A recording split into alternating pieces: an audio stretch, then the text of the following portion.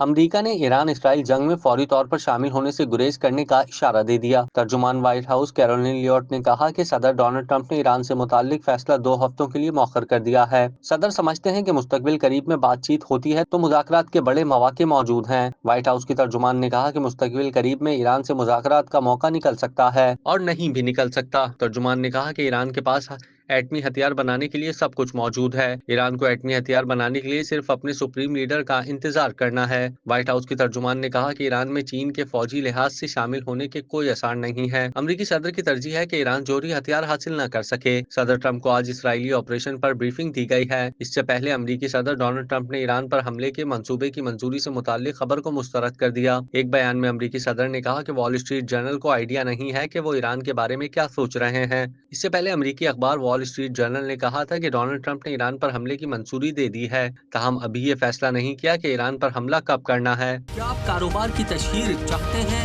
یا social media plate form manage کرانا چاہتے ہیں تو دیر کیسی، ابھی رابطہ کریں اونلی نیوز کی ٹیم سے۔ ہمارا کانٹیکٹ نمبر آپ کی اسکرین پر ہے۔